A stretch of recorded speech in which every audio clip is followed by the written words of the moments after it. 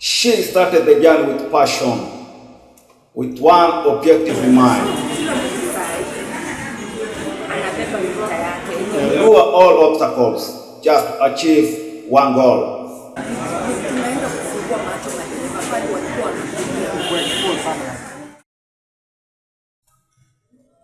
The reason that why she decided to walk all the way from Malaba, Kenya, down to Mombasa, Kenya, with only one goal in mind, that she educate long distance truck drivers on how to drive their vehicle safely. This is the story of Madam Joyce. Follow us so that you can get the full story. Welcome.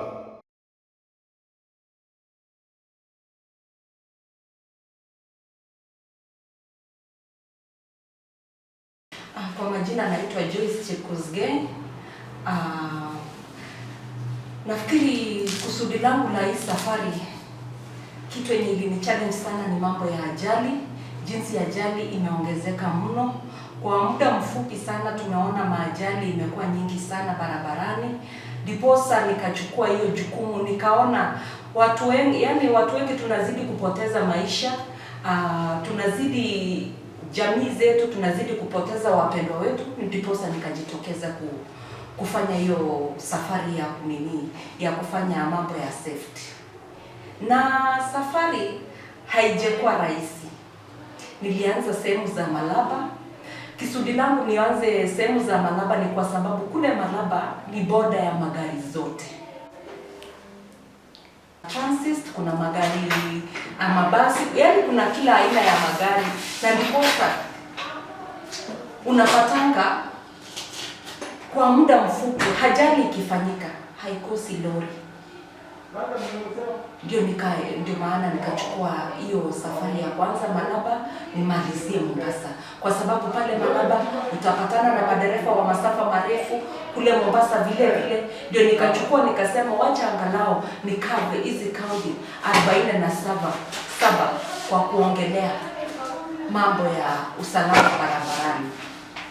Sasa kwanza kwangu safari haijakuwa rahisi.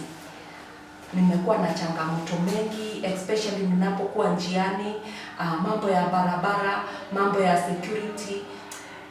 Nimejitolea kwa mambo mengi kwa sababu inafika wakati labda imefika mahali mambo ya usiku security uko peke yako. Watu wanakumbatia hilo, kuna watu watakumbatia kwa kukuelewa, kuna wengine watakuelewa kivingine. Lakini nilijitokeza nikasema iwe liwalo, vile watanielewa lakini maksudi langu bora itimie. Nitoe hii habari ya kuhubiri, tuseme katika nchi yetu, tusimamishe mambo ya ajali. Na nikaonelea kwa kusimamisha kwa njia gani? Kwa nimekutana na watu tofauti, nimekutana na madereva, nimekutana na watumizi wa wananchi wa karibu na barabara. Wengi wao, yani nimekutana na watu kila aina. Na katika hii safari haijakuwa madereva peke yao. Nimekutana nilikuwa na watumizi wa barabara. Iwe ni wa baiskeli, iwe ni wa pikipiki, iwe ni mwenye anatembea miguu, iwe ni wa boda, iwe ni gari masafa marefu, yote nilijumulisha. So nimekuwa nikihubiri mambo ya safety, nikiwaeleza wanapotembea katika barabara wote wakuwe waangalifu. Lakini unapata changamoto kubwa lenye limeleta ajali kupitia kwa wale nilikutana nao. Ukikutana na dereva wa lori atakwambia anafanya masaa mengi sana kazi. Unapata wengi wao ni usingizi, wengi wao wameenda muda mrefu, wengi wao hawajapumzika, wengi wao wanapolemewa na usingizi hata wanashindwa waegeze gari wapi ili wakaweze kupumzika. Wengine unapata pale wanafikiria waegeze gari ingawaje wamechoka, lakini unapata pale hawana usalama. Sasa inabidi unapata mtu anasukumana na ile kuendesha mpaka mwisho inasababisha ajali. So nafikiri hilo ndio imekuwa changamoto kubwa. Na unapata kwa mfano ukienda kama watu wa masafa marefu ama watu wanaitwa kama truck drivers, unapata changamoto yao kubwa zaidi, unapata wako na stress, usingizi, ile jinsi wanavyofanya kazi, hali zao za kutenda kazi kwao, kazini kwao. Sasa unapata yani akili imekuwa loaded. Hata anapokuwa barabarani unapata mtu anakuambia hata hajejua vile amesikia. Unakutana na mwingine anakuambia nimetoka Salga mpaka Ndalamea, hata sikujua kama niko barabarani. Eti saa hizi nimepaki gari ndio ninastuka kumbe niko barabarani. So wengi wao wamelemewa na mambo ya usingizi.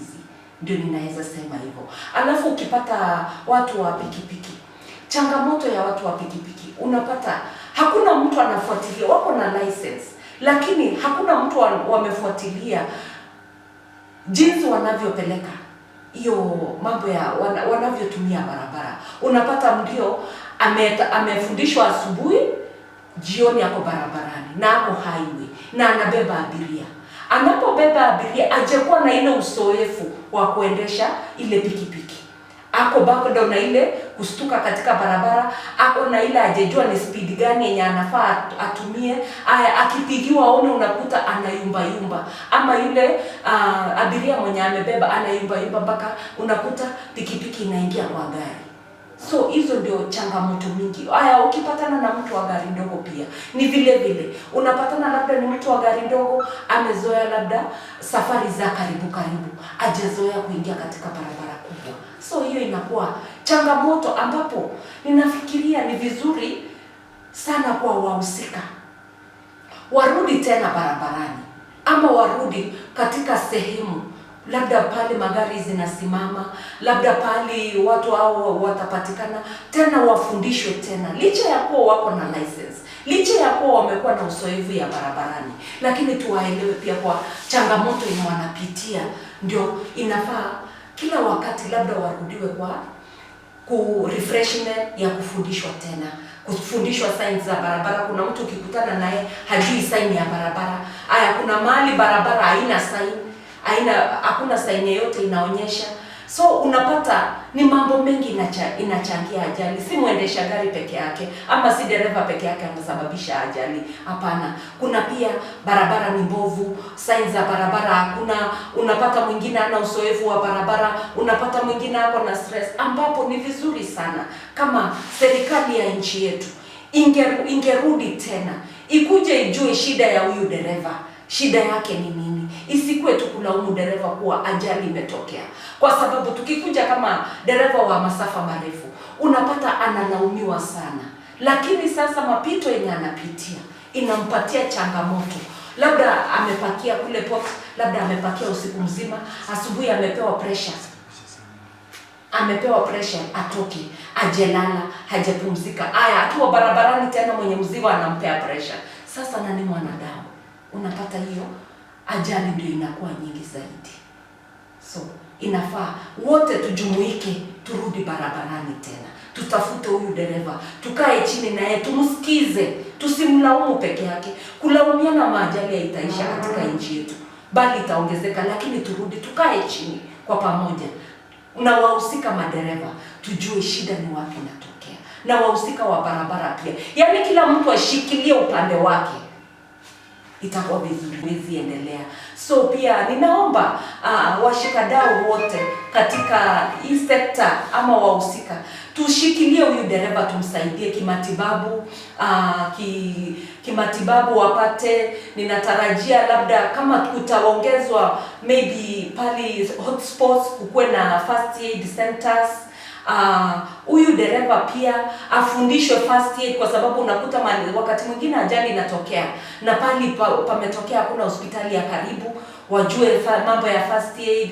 Na ningeomba pia serikali yetu kuu ya Kenya, pali hotspot angalau kukuwe na hospitali ya karibu, kwa sababu unapata hospitali nyingi ziko katika mji ndani. Sasa hata chochote kitokea kwa dereva ni vigumu kufikia ile facility ya hospitali, kwa sababu katika ile gari ni dereva, yeye ndio watchman, yeye ndio mechanic. Sasa unapata akiacha gari aende hospitali ataibiwa. Unabidi sasa unatokea maafa pasipokuwa maafa kama kungekuwa na hospitali karibu. Na pia ningeomba pia serikali kuu ingekuwa vizuri sana warudishe ile mambo ya taniboi. Angalau dereva akwe na msaidizi wake, wanapotembea akwe na msaidizi, ingekuwa vizuri sana. Na in terms ya security pia, huyu dereva pia angaliwe security, kwa sababu unapata mzigo wakati mwingine mzigo inapotea, sikupenda kwake, amevamiwa, inakuwa ni changamoto zaidi. So ninawaomba washikadau, serikali, wote tushabikie huyu dereva, tusaidie dereva ili uchumi tuzidi kujenga usiku na mchana, kwa sababu dereva ni hero katika nchi yetu ya Kenya. Dereva ni mtu muhimu. Dereva ni mtu wa maana sana katika nchi yetu. Bila dereva, ekonomi yetu haiwezi songa. Shukrani sana.